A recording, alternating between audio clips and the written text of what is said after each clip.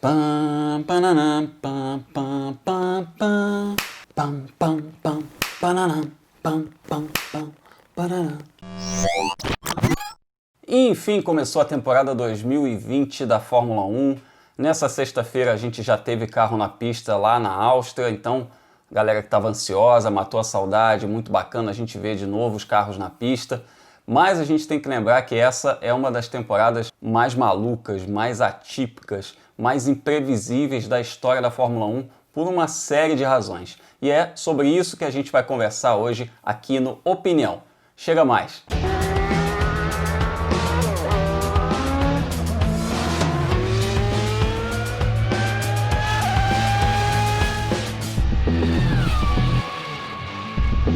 Bom, o primeiro sintoma de que essa temporada já está muito louca é porque originalmente a gente teria 22 corridas e uma mudança de regulamento ao fim dessa temporada. E aí a gente chega agora, no meio do ano, com uma temporada que a gente não sabe quantas corridas a Fórmula 1 vai conseguir realizar e essa mudança de regulamento postergada para 2022. E esse aspecto aí, sobre quantas corridas a gente vai ter, influencia diretamente, em tudo que as equipes fazem.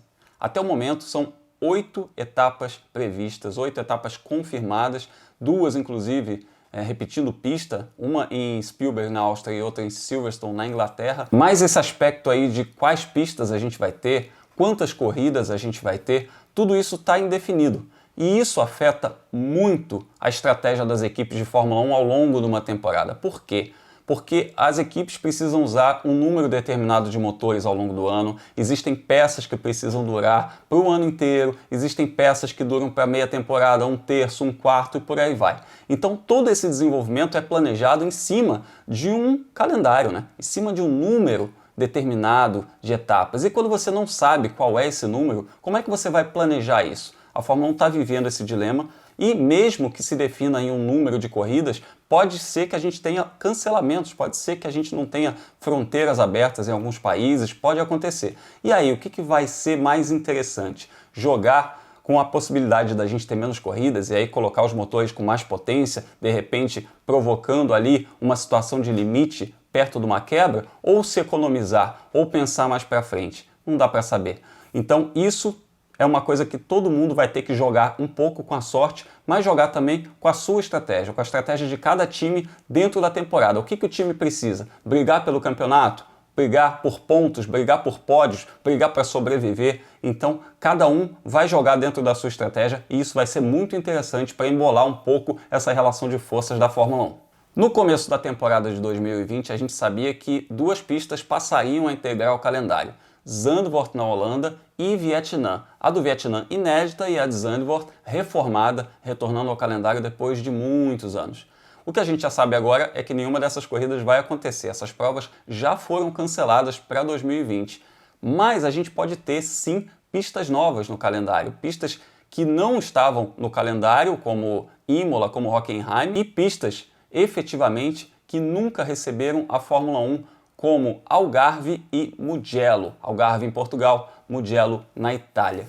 Mas o que isso muda para as equipes? Muda muita coisa, porque algumas pistas são mais favoráveis a alguns carros, outras são menos favoráveis e algumas equipes jogam com isso. Jogam na aerodinâmica, jogam na estratégia, jogam na economia de motor. Então quando você tem pistas novas, pistas inéditas, isso também fica um pouco loteria, E são pistas, inclusive, que não estavam previstas. Então, todo o planejamento, de repente, de um carro que foi pensado lá no começo do ano já não serve para uma pista que vai ser inédita. Então, haja simulador, haja hora em túnel de vento para as equipes poderem se programar de novo para esse desafio. Tá, mas e as corridas em finais de semana consecutivos nas mesmas pistas? Será que vão se tornar corridas monótonas? Talvez não, e eu explico. Talvez a estratégia vencedora de uma equipe possa ser repetida por outras equipes. E aí essas equipes darem o pulo do gato em cima da equipe que venceu. E a sexta-feira também pode ser utilizada de maneira diferente. A primeira sexta-feira do primeiro final de semana ser efetivamente voltada para o desenvolvimento do acerto do carro, o melhor acerto para aquela pista. Já a outra sexta-feira, da segunda corrida, ser desenvolvimento do carro em si. a equipe usar para focar no desenvolvimento de novas peças, de algum acerto aerodinâmico diferente, pensando na própria temporada. Então a gente pode encontrar alguma variável aí de um fim de semana para o outro, mesmo sendo numa pista repetida. Só que poucas coisas são mais malucas nessa temporada do que em qualquer outra do que o fato da Silly Season ter começado antes da própria temporada. A Silly Season é o que a gente chama aí de período de burburinho, de rumores, de especulações, em que a gente está vendo aí muita negociação acontecendo, pilotos, equipes, quem vai para onde, dança das cadeiras, tudo isso aconteceu praticamente antes da temporada começar. Então a gente vai começar a temporada de 2020 sabendo que Vettel não fica na Ferrari, que Sainz não fica na McLaren e que Daniel Ricciardo não fica na Renault. E mais, sabendo que Daniel Ricciardo vai para a McLaren e que Carlos Sainz vai para a Ferrari. Para onde o Vettel vai a gente ainda não sabe, mas provavelmente ele já tem alguma conversa encaminhada. Agora pensa, o que deve ser isso numa temporada, por exemplo, do Daniel Ricciardo, que está claramente insatisfeito com a Renault, ou então do Carlos Sainz, que estava desenvolvendo o carro da McLaren, ou do Sebastian Vettel, que declarou lá na Áustria para a imprensa que ele sequer recebeu uma oferta da Ferrari. O que esses pilotos vão fazer? Ok, todo mundo é muito profissional, todo mundo recebe altos salários, mas como é que vai ficar essa relação dentro da equipe? Isso é uma coisa muito maluca, né? A gente vai ver essa Fórmula 1 em 2020 revelar e de repente o lado B de muita gente.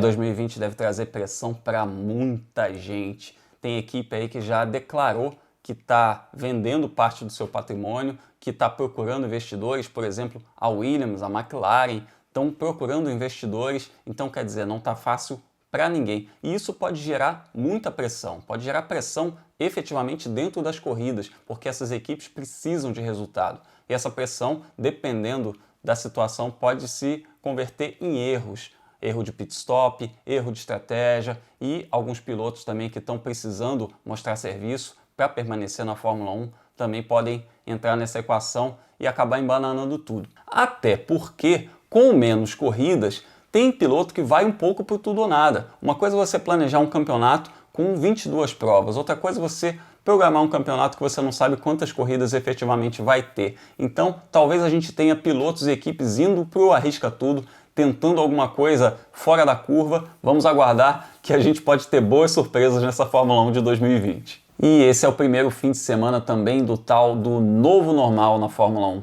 O novo normal que já está em algumas outras categorias dos Estados Unidos, como a NASCAR, como a Indy, mas que enfim a Fórmula 1 vai experimentar. A gente já pôde ver algumas imagens aí na Áustria dos pilotos dando entrevista de máscara, do cercadinho com a imprensa distanciada, mas a verdade é que a gente vai ter ainda muita coisa para acontecer. As comemorações vão ter que ser muito mais discretas, menos enfáticas, sem abraços, os pódios vão ter que ser com distanciamento. A gente vai ver muita coisa que a gente não está acostumado. A Fórmula 1 vai ter que se reinventar também nos seus protocolos promocionais, nos seus protocolos de segurança, nos seus protocolos de saúde. E isso não é só dentro das pistas, não. Isso é também dentro das fábricas. Algumas equipes estão com restrições, sim, nos seus países. De repente, ter que revezar alguns funcionários, ter que fazer turnos diferentes. Isso também afeta o desenvolvimento dos carros. E o pior de tudo é que a gente não sabe até quando isso vai durar. Não dá para ter uma previsão, né? Será que vai ter gente surtando com esse novo normal? Bom, eu tô esperando uma temporada emocionante. E você? Tá esperando uma temporada emocionante? Imprevisível? Acha que vai ser muito maluca? Vai dar Mercedes de novo? Conta pra gente o que você tá achando dessa doida temporada de 2020. Até a próxima, um abraço.